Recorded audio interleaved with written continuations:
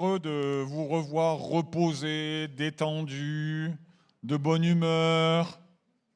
Ouais, c'est le cas? D'accord, ok.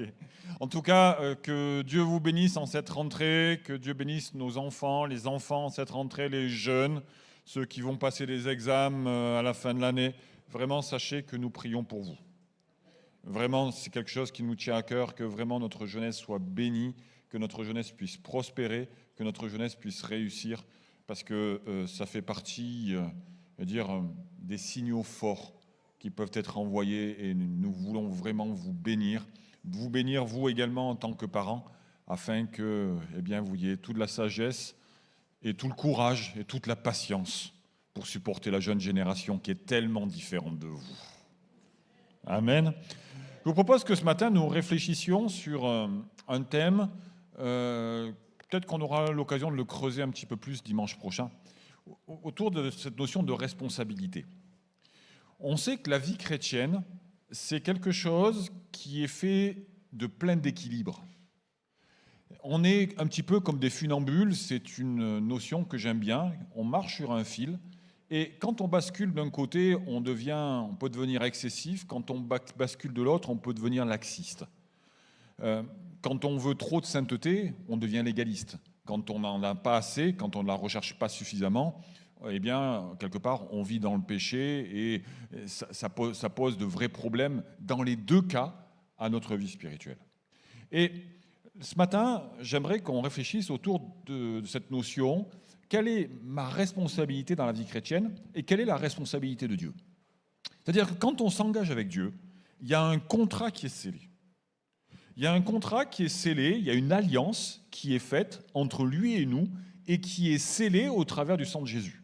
Quand je dis oui à Dieu, Dieu me prend par la main et me dit « Ok mon gars, c'est pour la vie.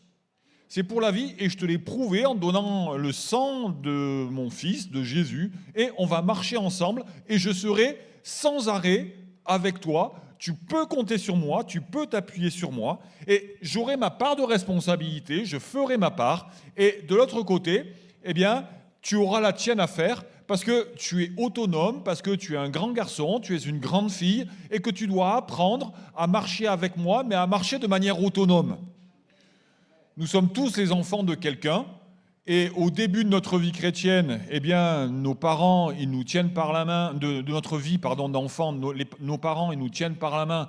Et puis au fur et à mesure que l'on avance en âge, on devient de plus en plus autonome. Mais il n'en reste pas moins que nous continuons à savoir que nous avons des parents et qu'ils sont là, à avoir des relations avec eux, etc. Et ils continuent à avoir un impact sur notre vie. Avec Dieu, c'est exactement la même chose. Et en théologie, il y a une règle, c'est qu'il y a toujours la part de Dieu et toujours ma part. Et très souvent, on trouve un déséquilibre. C'est-à-dire qu'il peut y avoir un raisonnement dans certaines saisons de notre vie où tout d'un coup, on se dit « Ok, c'est Dieu qui fait tout. Parce que Dieu m'aime, alors il fera tout. » Et puis, il y a un second travers qui est celui, du salut par les œuvres, en disant, pour être sauvé ou pour être aimé de Dieu ou pour être un chrétien responsable, je dois faire des choses. Et donc, on peut vivre ce déséquilibre qui est terriblement compliqué. Parce que si jamais nous sommes de ceux qui disons que Dieu fait tout, ça signifie que nous serons frustrés parce que Dieu ne fera pas tout. Et donc, au bout d'un moment, on sera malheureux, on sera éteint dans notre vie chrétienne. Et de l'autre côté, si nous faisons partie de ceux qui prenons toute la responsabilité de notre foi, toute la responsabilité de notre salut, ça signifie que nous nous épuiserons, que nous nous fatiguerons et que nous oublierons un pan essentiel de la vie chrétienne qui est le salut par grâce. Et donc, il y a cette notion d'équilibre qui est ô combien importante. Et aujourd'hui, et certainement dimanche prochain, nous verrons quelle est la part de Dieu et quelle est notre part dans notre vie chrétienne. La première chose, le premier point, c'est que la foi, Dieu fait naître la foi et c'est moi qui la transforme en confiance. La Bible dit que Dieu est l'auteur de la foi. C'est lui qui la met dans notre cœur. Ok ? C'est-à-dire qu'il voit qu'un homme, une femme la cherche, il voit qu'un homme, une femme, à un moment donné, se pose des questions, a une forme de spiritualité, et là, il fait naître la foi. Il la met dans le cœur. Parce qu'on choisit de croire, alors Dieu met la foi dans notre cœur, et la foi devient une ferme assurance. C'est-à-dire qu'il y a une conviction qui est déposée en moi. Et voyez-vous, ça, c'est la part de Dieu. C'est-à-dire qu'à un moment donné, Dieu nous dit « Ok, j'existe ». Dieu nous dit « Ok, je t'aime ». Et il y a quelque chose qui naît en nous. Mais simplement, ça, c'est la part de Dieu. Mais simplement, ensuite, il s'agit notre responsabilité est de transformer une croyance en confiance.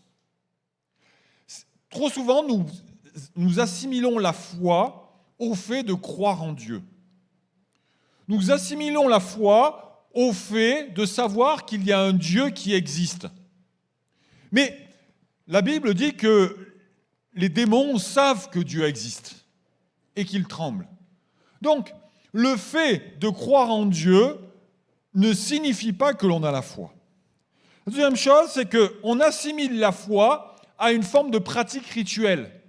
On pense que parce que je viens à l'église, on pense que parce qu'on lit notre Bible, on pense que parce que, on parle à Dieu, que l'on prie, alors on a la foi. Mais la foi, c'est quelque chose qui est bien plus grand que le simple fait de croire et le simple fait de pratiquer. La foi, c'est transformer une croyance en confiance. Derrière la notion de foi, il y a cette notion de dire « je fais confiance à mon Dieu pour que mon Dieu me guide dans chaque partie et dans chaque composante de ma vie ». Et c'est là qu'arrive la notion de démonstration. C'est-à-dire que dans mon cœur, j'ai une ferme conviction. Et ensuite, j'ai vocation à la démontrer et à la rendre de manière concrète. À la rendre concrète.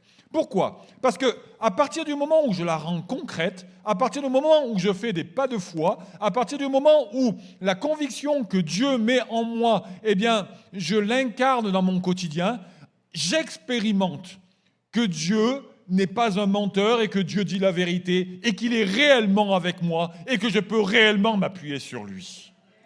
Et donc, en démontrant ce que je crois, il se passe quelque chose, c'est que ma croyance se transforme en confiance et que je rentre dans une relation, que je rentre dans un lien, que je crée un lien avec Dieu qui incarnera réellement ce qu'est la foi. Je peux passer tous mes dimanches à l'église sans avoir la foi.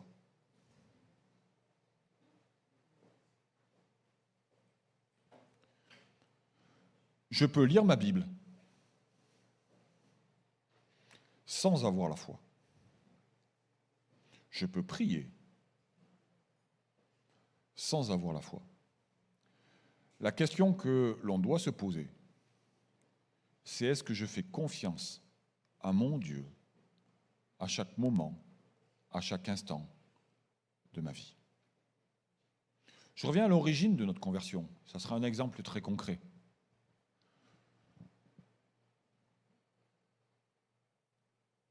Je choisis de suivre Dieu, je crois qu'il existe et je choisis de me faire baptiser.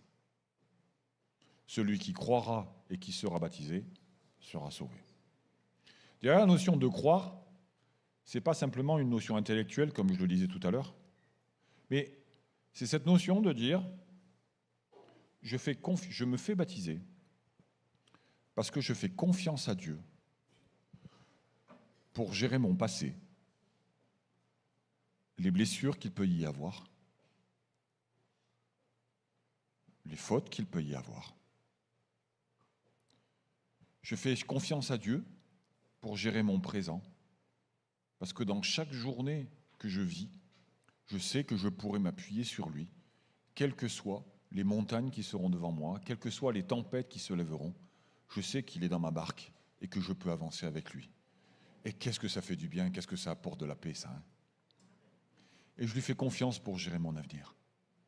Parce que même si je ne sais pas ce qui va se passer dans une seconde, dans une minute, dans une heure, dans un jour, dans un mois, je sais que Dieu, lui, est aux commandes et qu'il le maîtrise. Et c'est ça, quelque part, qui est le vecteur même de la foi. C'est que, quel que soit ce qui peut m'arriver, je sais que je peux faire confiance à Dieu. Quel que soit ce que je suis aujourd'hui, je sais que Dieu est celui qui est capable de me changer. C'est-à-dire que la foi, c'est oublier le regard que je peux avoir sur moi aujourd'hui et prendre le regard de Dieu et lui faire confiance pour qu'il prenne la situation en main. Je suis profondément imparfait, enfin pas moi, mais Alison. Ou Laurie plutôt, ça aurait été plus droit, ça aurait été plus juste. Laurie est profondément imparfaite, mais pour autant, parce qu'elle a la foi, elle a confiance que Dieu la changera. Elle a confiance que Dieu lui donnera la patience, la bonté, la bienveillance. Elle a confiance que Dieu lui donnera tout l'amour nécessaire pour qu'elle devienne celle que Jésus veut qu'elle soit. Et c'est ça, cette notion de foi, c'est de se dire, quelque part, je n'abandonne jamais la lutte, je n'abandonne jamais le combat, je ne me confie pas en ce que je vois et en ce que je suis aujourd'hui, je ne me confie pas dans ce qu'est la situation aujourd'hui, mais j'ai confiance en mon Dieu qui est capable de le gérer. Dieu nous donne la foi. Moi, au travers des démonstrations et de ma fidélité, au travers de mon courage et de ma détermination, je transforme une croyance, je transforme un enseignement en une démonstration de confiance et de foi. D'accord ? Donc, il ne faut pas se tromper. Croire, si on laisse simplement la part de Dieu, ça signifie que je ne fais que croire. Mais Dieu a besoin de moi pour transformer cette croyance en fidélité. La foi, c'est comme un muscle. Il y a des sportifs parmi nous. La foi, c'est comme un muscle. On est tous avec des muscles. Si, on est tous avec des muscles. Simplement, il y a ceux qui les travaillent, et puis il y a ceux qui laissent les muscles s'atrophier. Rolf, à la base, il avait des muscles. Quand il est né, le petit Rolf avait des muscles. Aujourd'hui, le grand Rolf, il a les mêmes muscles que quand il est né. Mais c'est triste, quoi, de naître avec la foi, d'avoir des parents qui nous communiquent la foi, d'être en contact avec des gens. Combien de gens, moi, je rencontre qui me disent « Mais je crois en Dieu, mais t'en fais quoi de cette croyance ?» Oui, mais j'ai entendu parler de Dieu, mais t'en fais quoi de cette croyance ? À quel moment est-ce que cette croyance, eh bien, tu la transformes en quelque chose qui est efficace et tu la transformes en quelque chose qui te changera et qui te transformera ? Parce que Dieu est l'auteur, moi je transforme en fidélité, mais la Bible nous dit qu'également Dieu est le rémunérateur. Et donc on retrouve Dieu, la part de Dieu à l'origine, il y a ma part au milieu et à la fin, eh bien, il y a Dieu qui, entre guillemets, rémunère ma foi. Ce qui rémunère ma fidélité, parce que je suis resté en lui, parce que je lui ai fait confiance, parce que je me suis attaché à lui, alors, eh bien, je le vois agir, je le vois poser sa main sur moi, je le vois, eh bien, je le vois me transformer, je le vois me changer. Mais c'est parce que Dieu est l'auteur, je suis fidèle et il rémunère. Non pas pour me récompenser, mais parce que c'est un phénomène qui est logique. C'est un phénomène qui est naturel. Ma responsabilité, c'est de transformer ce que je crois en acte et en fidélité. Deuxième chose, c'est que Dieu instaure une relation et je la cultive.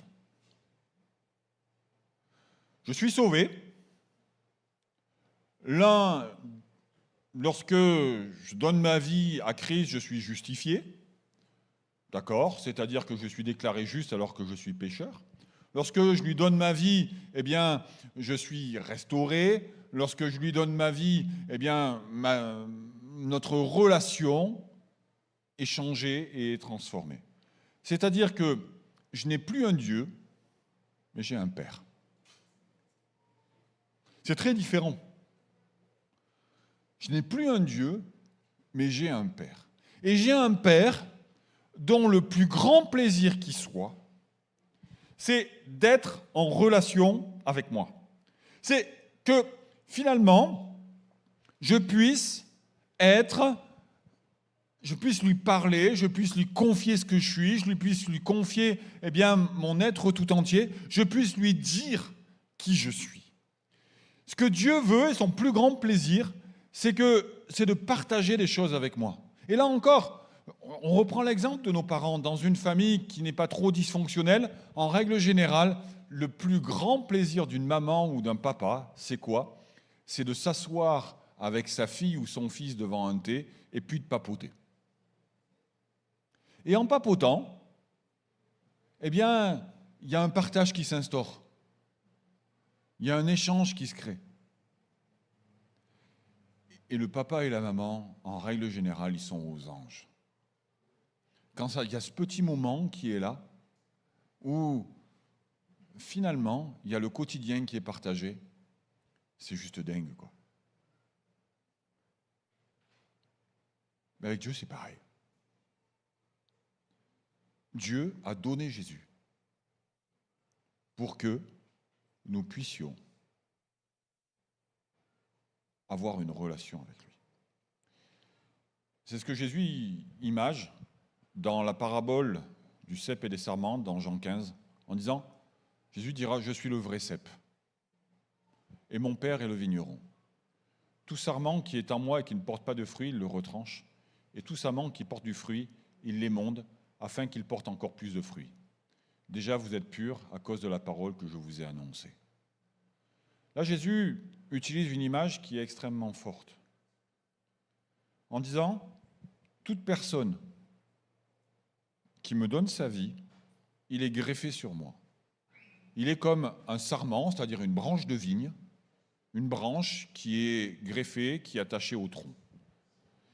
Et donc, la logique, c'est qu'il porte du fruit. En règle générale, quand une branche est sur un arbre, elle génère du fruit. Elle génère des feuilles, et puis, si c'est un arbre fruitier, elle génère du fruit. Ça va? Eh bien, de la même manière, dans la vie chrétienne, quand j'ai une relation avec Dieu, il y a du fruit qui naît. Alors, plusieurs choses là-dessus. La première chose, et pour moi, j'aime le souligner parce que c'est important, c'est que là encore, c'est un phénomène qui est naturel. Pour ceux qui ont des pommiers chez eux, ou qui savent comment ça fonctionne, vous pouvez vous mettre un pommier, vous n'avez pas besoin de vous mettre à hurler dessus pour qu'il porte des pommes. Vous pouvez essayer, mais ça ne marchera pas. D'accord? Mais de manière naturelle, le pommier, il porte des pommes. OK? Eh bien, de la même manière, moi, quand j'entretiens ma relation avec Dieu, quand je suis greffé à Jésus, automatiquement, je porte des fruits. Je l'insiste, c'est-à-dire que c'est un phénomène qui n'est pas du tout basé sur mes efforts, mais c'est un phénomène qui est basé sur une loi spirituelle que Dieu a mis en place. À partir du moment où je suis en Jésus, à partir du moment où je fais confiance à Jésus, à partir du moment où je suis dans cette relation avec lui, alors, eh bien, je porte du fruit. Nous connaissons tous le fruit de l'esprit de Galates 5. Qu'est-ce qui se passe? Lorsque je me convertis, il y a l'amour, la foi, la bonté, la bienveillance, la maîtrise de moi, etc., qui vient en nous. Toutes ces notions que nous maîtrisons si bien. Et quand j'entretiens ma relation avec Jésus, alors, automatiquement, ce fruit de l'esprit, il grandit. En revanche, quand pour X ou Y raison, eh bien, je cesse de l'entretenir, il y a plein de mauvaises herbes qui arrivent, il y a plein de rejetons qui arrivent, et je porte beaucoup moins de fruits. Mais c'est un phénomène qui est logique. Première chose. Deuxième chose, ce que dit Jésus, c'est qu'il est le vigneron. Et qu'il peut y avoir certains fruits, certains sarments qui ne portent pas de fruits. Alors, ce que fait le vigneron, c'est que lorsque un arbre, un sarment ne porte pas fruit, la première chose qu'il fait, c'est qu'il les monde, de manière à lui permettre de porter les fruits. Il prend le sécateur et il coupe. Et je dirais que Jésus peut le faire, mais en règle générale, c'est la vie qui le fait. À partir du moment où, pour X ou Y raison, le fruit de l'esprit est étouffé, à partir du moment pour X ou Y raison, je n'ai plus cette relation avec Dieu, alors Jésus a mis en place ce système où la vie me rappelle cette évidence, c'est que j'ai besoin de lui. C'est que dans les épreuves, si lui n'est pas là, moi je ne peux pas tenir. Maintenant, se pose une question, c'est de se dire, mais finalement, comment je cultive ma relation avec Dieu? Comment je fais? Je suis un sarment, je veux porter du fruit, je veux en porter encore plus. Je sens que j'ai besoin d'être encore plus comme Jésus. Puisque Dieu a instauré la relation, et puisque c'est à moi de la cultiver, comment est-ce que je la cultive? J'ai compris qu'il fallait que je la cultive, mais comment est-ce que je le fais? Alors, il y a tous les enseignements qui nous disent « lis ta Bible et prie ». C'est très bien. Il faut le faire. Ensuite, je poserai juste un élément nouveau. C'est dans quel esprit je le fais. Est-ce que je le fais dans une mentalité où c'est la Bible et la prière qui vont tout faire, un petit peu comme des gris-gris que l'on peut utiliser, un petit peu comme des porte-bonheur ou des instruments magiques, ou alors il y a quelque chose de plus. Ce quelque chose de plus, ça pourrait être quoi? Eh bien, ça pourrait être simplement de le faire dans une mentalité de partage, avec une volonté de partager mon cœur, de partager mon être, de partager mon quotidien, avec une volonté de dire à Dieu, ok, aujourd'hui, voilà ce que j'ai vécu. Toi, mon Père qui est dans les cieux, eh bien, sache que aujourd'hui j'ai souffert. J'ai souffert au travail, j'ai souffert dans mon couple, j'ai souffert avec mes enfants, j'ai souffert lorsque j'ai regardé mon relevé de compte, j'ai souffert lorsque j'ai entendu tel mot, et je veux te le dire parce que ça m'a fait du mal, et je veux le partager avec toi parce que tu es une personne importante pour moi. Et en parallèle, lorsque je lis ma Bible, je peux demander à Dieu, qu'est-ce que tu as à me partager ? Qu'est-ce que tu veux me donner pour moi, pour l'évolution de ma vie, pour l'évolution de mon cœur? Qu'est-ce que tu veux me dire? Et donc, on rentre dans une dimension où tout d'un coup, on n'est plus du tout en train d'utiliser des gris-gris ou des porte-bonheur, mais où la Bible et la prière deviennent des outils de partage. Et là, on cultive une relation. Parce que, je le répète, on ne parle pas uniquement à notre Dieu, mais on parle à notre Père. Bien que Dieu soit notre Père. On est dans une autre dimension, on est dans une autre relation. Et cultiver la relation que Dieu a instaurée, c'est plébisciter la sincérité, c'est plébisciter la vérité, c'est plébisciter la confiance.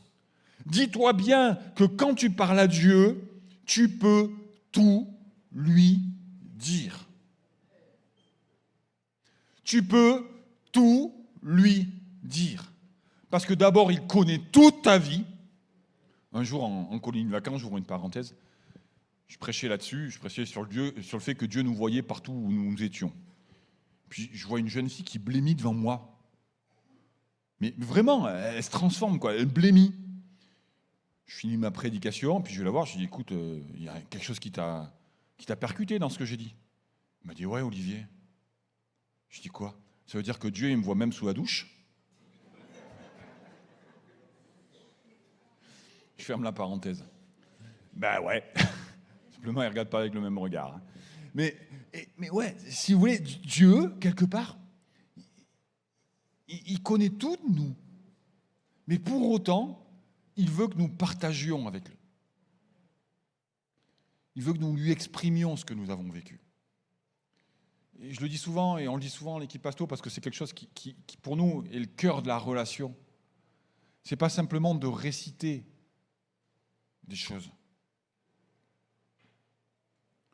mais c'est de partager avec Dieu. Et ainsi, il se produit quelque chose, c'est que je cultive ma relation.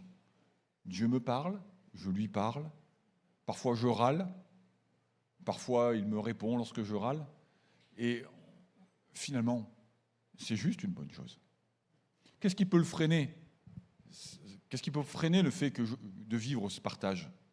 Quand j'y réfléchis, la première chose, c'est la conception que l'on peut avoir de Dieu. C'est de dire, finalement, Dieu est tellement saint qu'il y a des choses qu'il ne peut pas entendre. C'est une conception qui est complètement fausse, dans le sens où il voit tout et il sait tout. Donc, ça signifie que Dieu, on peut tout lui dire. Deuxième conception qui peut m'empêcher, c'est le fait de dire « ouais, mais je vais être jugé si jamais je le dis ». En réalité, c'est le contraire. C'est si je ne le dis pas que je vais être jugé. Parce que le fait de le dire, ça s'apparente à ce qu'on appelle de la repentance. Et quand je me repens, alors c'est là que je suis pardonné. Et je vais vous poser une question. Pensez au nombre de péchés dont vous n'avez pas parlé à Jésus parce que vous les avez jugés insignifiants.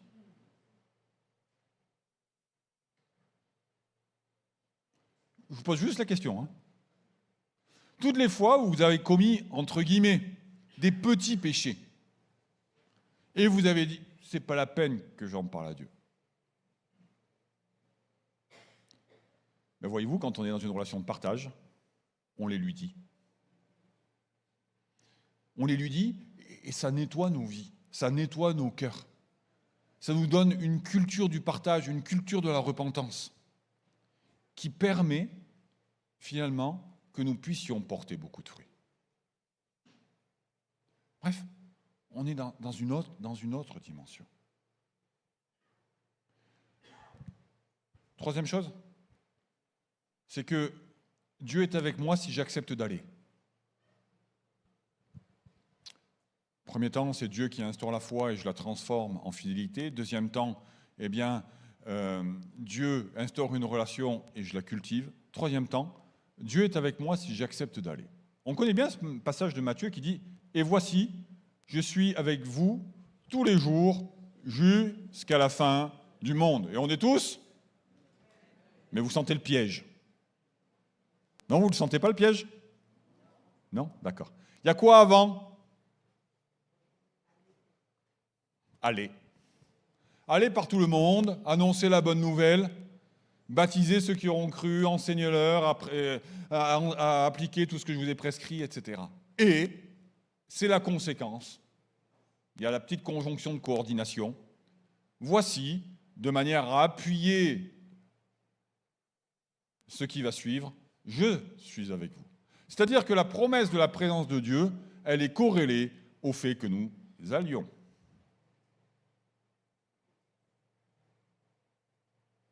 On l'oublie souvent. La part de Dieu, c'est d'être avec moi. Ma part à moi, c'est d'accepter d'y aller. Et c'est vrai pour le fait d'assumer sa foi. Okay?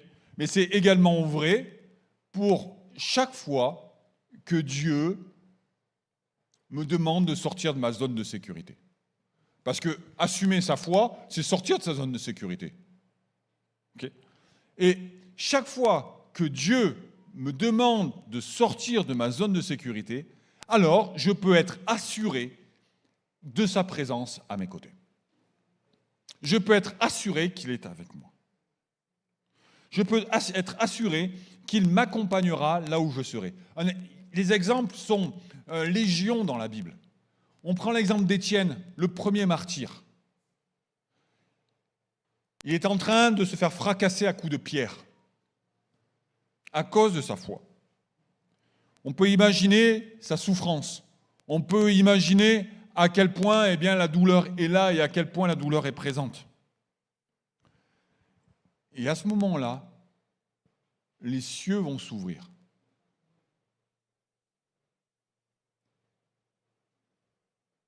La présence du Maître va être là. À tel point que Étienne va parler comme Jésus. Ne leur impute pas ce péché. À ce moment-là, où Étienne va, c'est-à-dire qu'il assume qui il est, il assume sa foi en Jésus, il assume le fait qu'il est un enfant de Dieu en choisissant d'aimer alors qu'il a toutes les raisons d'haïr. Il sort de ses conceptions, il sort de la conception de l'humanité, il sort des raisonnements humains pour rentrer dans les raisonnements de Jésus, alors il bénéficie d'une onction particulière. Eh bien, voyez-vous, l'obéissance, selon Jésus, c'est être capable de sortir de ces raisonnements humains pour rentrer dans les raisonnements divins. C'est être capable de sortir de ce qui est logique pour l'homme pour rentrer dans la normalité de Dieu. Aimer des gens qui vous lapident. Est-ce que ça nous viendrait à l'esprit? Moi, jamais de la vie. Alors que vous êtes en train de souffrir, alors que vos os sont broyés par les pierres, alors qu'on vous crache dessus, alors que vous avez été abandonné de tous, alors que vous vivez quelque chose que personne n'a jamais vécu auparavant, eh bien, Étienne va sortir des raisonnements humains pour parler comme Jésus. Eh bien, l'obéissance, bien plus que le fait de se conformer à un code ou à des textes, l'obéissance, c'est d'être capable de cesser de penser comme moi pour penser comme Jésus. C'est d'être capable de cesser d'agir comme j'aurais agi d'habitude pour agir comme Jésus. C'est aller au-delà de mon humanité pour rentrer dans la nature divine. Et alors, je suis avec vous tous les jours jusqu'à la fin du monde. Quel que soit ce qui se produira dans la vie, quel que soit ce qui se produira dans le monde, quel que soit ce qui se produira dans ton cœur, eh bien, sache une chose, c'est que quand tu choisis de dépasser ta nature humaine pour rentrer dans la nature de Dieu, tu as cette promesse, c'est que Jésus sera avec toi tous les jours jusqu'à la fin du monde. Et Daniel, lorsqu'il va refuser de cesser d'instaurer cette relation, lorsqu'on va lui demander de ne plus parler à son Dieu et qu'il va se retrouver dans la fosse aux lions, qu'est-ce qui va se passer? Dieu sera avec lui, il fermera la gueule des lions. Lorsque les amis de Daniel refuseront de se prosterner devant la statue du roi, eh bien Jésus sera avec eux dans la fournaise ardente.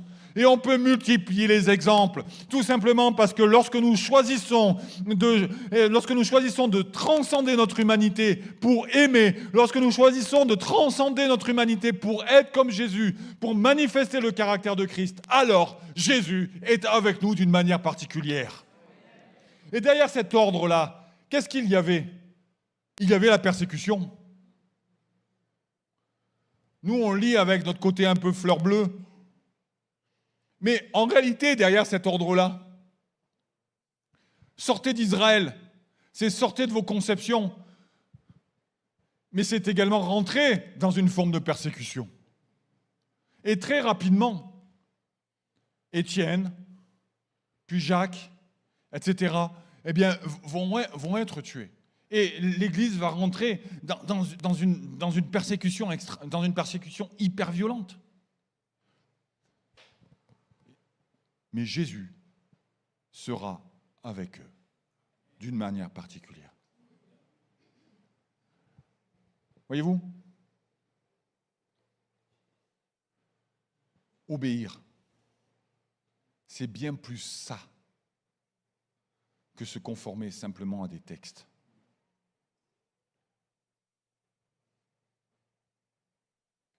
Obéir, c'est juste être capable de poser cette question à Dieu.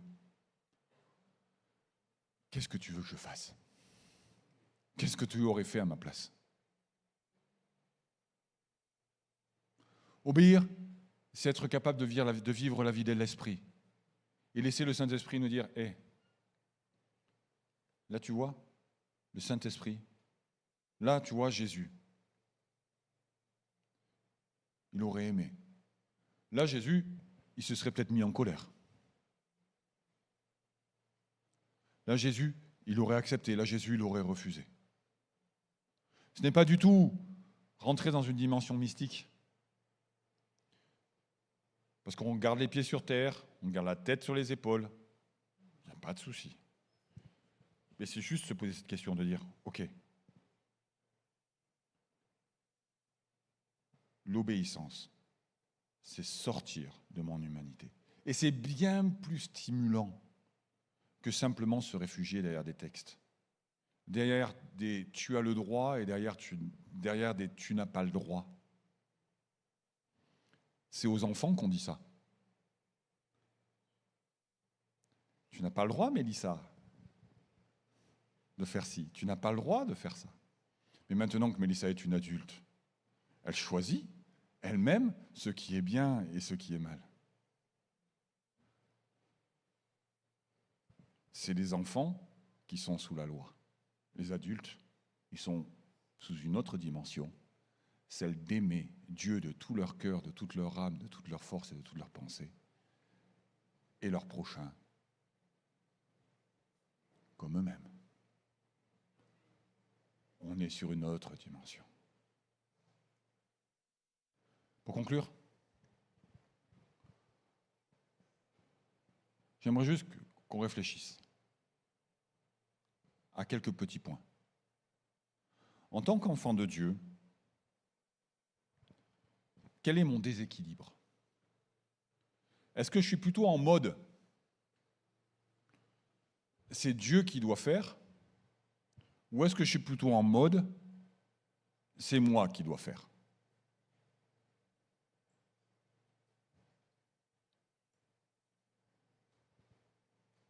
Posez-vous cette question. Est-ce que c'est moi qui dois faire des actes ou est-ce que c'est Dieu qui doit faire des miracles?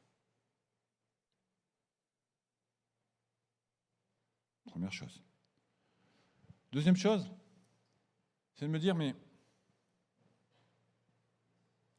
quel est l'événement qui aujourd'hui me permet de manifester la personne de Jésus dans ma vie? Jésus le dira hyper bien, il dira, mais si votre récompense, si vous faites quelque chose de bien et que les hommes louent vos actes, alors vous avez déjà eu votre récompense. La question que je te pose ce matin, c'est de dire, qu'est-ce qui, dans ta vie, aujourd'hui ou dans les jours qui vont venir, te permettra de montrer à Dieu, de montrer aux hommes et de te montrer à toi que tu es un enfant de Dieu. Parce que tu accepteras d'aller, de transcender ton humanité pour rentrer dans la dimension de Jésus.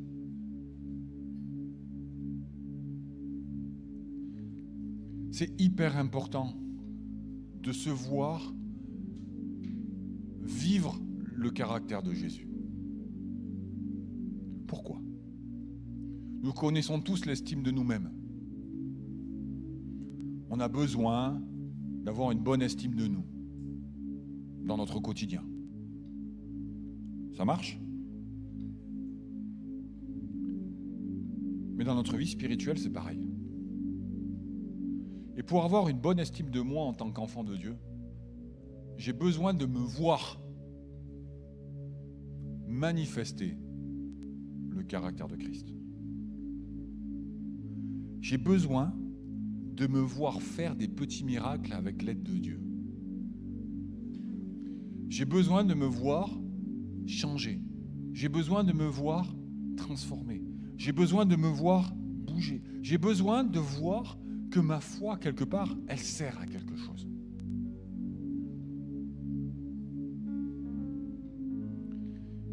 Qu'est-ce que tu peux faire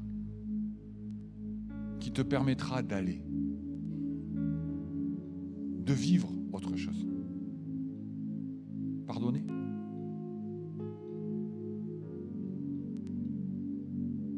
À ton enfant? À ton fils? Demander pardon à ce même enfant, ce même fils? Le pardon est quelque chose qui est juste divin. Qu'est-ce que tu pourrais faire?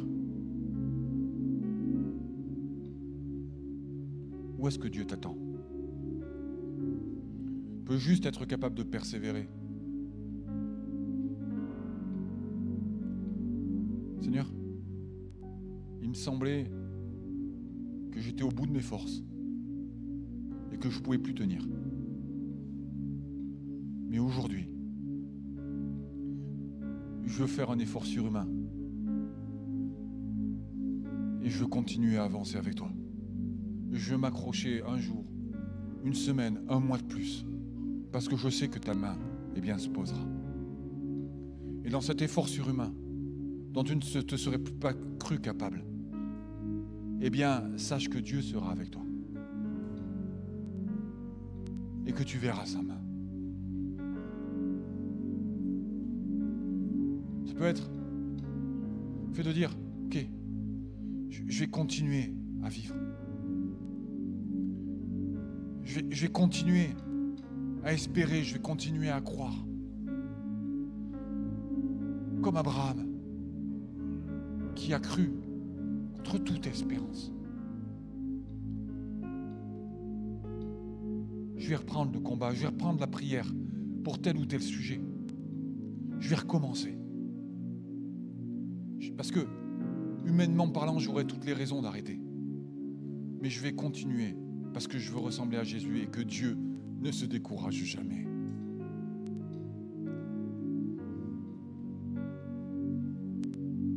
Juste ça. Poser tranquillement.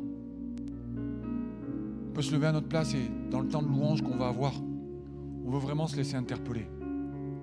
On veut vraiment se connecter à Dieu, que ce soit un temps pour cultiver notre relation avec lui, que ce soit un temps pour lui donner qui on est et qu'au travers des paroles des chants, on puisse finalement prendre toute la sève et toute l'énergie que Dieu veut nous donner parce qu'on sera connecté à lui. Que dans ces moments-là, on puisse lui laisser nous challenger en nous disant voilà ce que j'attends de toi. On puisse le laisser nous donner une dimension nouvelle. Qu'on puisse lui dire ok, jusqu'à maintenant je croyais en toi. Mais maintenant, je veux te faire confiance. Je veux switcher. Jusqu'à maintenant, je croyais en toi. Mais maintenant, je veux te faire confiance. Je veux m'accrocher à toi. Je veux vraiment voir l'avenir d'une manière positive, simplement parce que je sais que mon Dieu marche devant moi. Il y a tellement de choses. Il y a tellement de choses qui appartiennent à Dieu, mais il y a tellement de choses qui nous appartiennent à nous. Est-ce qu'on peut se connecter à lui? Vraiment, notre cœur, là, balayer tout ce qui peut nous empêcher et rentrer dans cette relation avec lui. Faire notre part. Faire notre part en lui offrant ces moments, en lui offrant ces instants. Faire notre part en lui offrant notre cœur. Faire notre part en lui offrant nos mots. Faire notre part en lui offrant le plus profond de notre être. Seigneur, je te bénis parce que tu es le Dieu de notre foi. C'est toi qui en es l'auteur, c'est toi qui la nourris, c'est toi qui en prends soin. Tu es le Dieu de notre relation. Seigneur, tu es le Dieu qui est avec nous tous les jours. Merci pour ces promesses merveilleuses. Seigneur, je te demande juste une chose. C'est que nous puissions être à notre place. Être de ceux et de celles qui soyons à notre place. Que nous puissions être de ceux et de celles qui, à un moment donné, puissent jouer notre rôle d'une manière équilibrée. Je veux être un homme de ta présence, Seigneur. Je veux être un homme assis à la table de mon Dieu, connecté à mon Dieu. Je veux te partager, Seigneur mon Dieu, ce que je suis. Seigneur, je veux te faire confiance dans tous les domaines de ma vie. Mon Seigneur et mon Dieu, je veux également te demander ton aide pour chacun de tes enfants. S'il te plaît, donne-nous de dépasser notre dimension humaine pour entrer dans cette dimension divine. Donne-nous de dépasser nos conceptions humaines pour entrer dans cette dimension créatrice, dimension de vie, dimension de sainteté, dimension d'intimité profonde avec toi. S'il te plaît, Seigneur, on en a tellement besoin. On veut être des enfants, Seigneur mon Dieu, au pied de leur Père. S'il te plaît, que ton nom soit béni, Jésus. Amen. Merci de nous avoir suivis. Si tu as apprécié être avec nous, n'oublie pas de liker et de partager sur les réseaux. Nous proposons chaque dimanche 2 célébrations. Viens nous rejoindre, nous serons heureux de t'accueillir. À la Pépinière, tous les âges sont représentés. Viens booster ta foi au contact de ta génération. Besoin d'un rendez-vous ? Nos pasteurs se tiennent à ta disposition. N'hésite pas à les contacter. Si tu as des questions sur la foi ou sur la Bible, tu peux en discuter avec notre équipe pastorale. Inscris-toi dès maintenant. Tu peux suivre nos prédications, posts et actualités sur les réseaux. N'oublie pas de visiter notre site internet. Tu veux t'intégrer et nous connaître un peu plus ? Télécharge dès maintenant notre application et reste connecté. À bientôt, à la Pépinière.